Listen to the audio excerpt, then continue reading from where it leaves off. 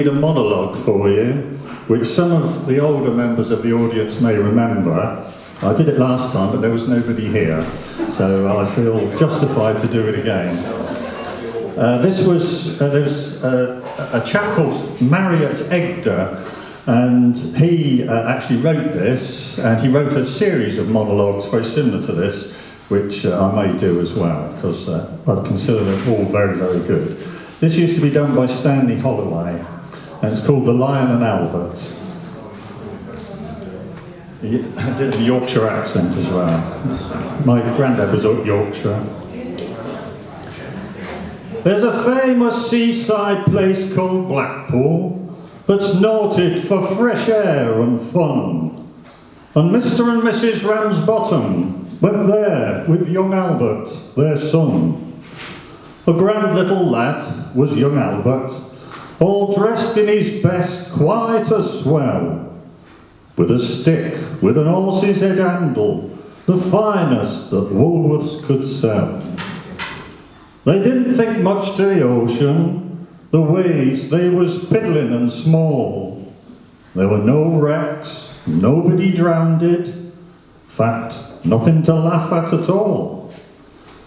So seeking for further amusement, they paid and went into the zoo, where they'd lions and tigers and camels, and old ale and sandwiches too.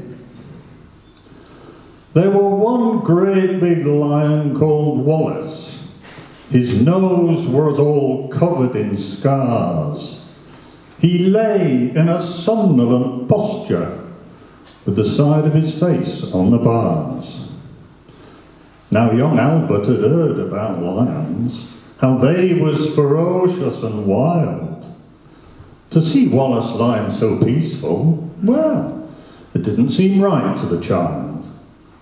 So straightway the brave little fella, not showing a morsel of fear, took his stick with its horse's head handle and poked it in Wallace's ear.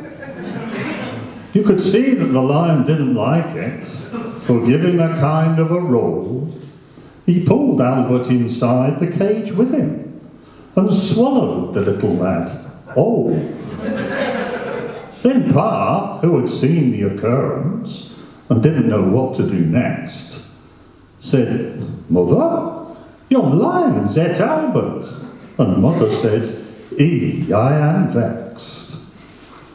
And Mr. and Mrs. Ramsbottom, quite rightly when all's said and done, complained to the animal keeper that the lion had eaten their son. The keeper was quite nice about it. He said, "What a nasty mishap. Are you sure that it's your boy he's eaten?" Pa said, "Am I sure? There's his cap." And the manager had to be sent for. He came and he said, "What's to do?" Pa said, "Young lion's et Albert, and him in his Sunday clothes too."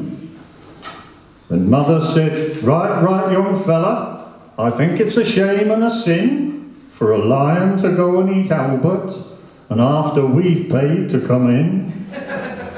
The manager wanted no trouble. He took out his purse right away, saying, "How much to settle the matter?"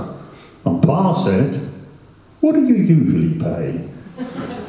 But Mother had turned a bit awkward when she thought where her Albert had gone. She said, "No, someone's got to be summoned." So that was decided upon. And off they went to the police station in front of the magistrate chap. They told him what happened to Albert and proved it by showing his cap. The magistrate gave his opinion that no one was really to blame, and he said that he hoped the Ramsbottoms would have further sons to their name. But that mother got proper blazing, and "Thank you, sir, kindly," said she. "What, waste all our lives raising children to feed ruddy lions? Not me."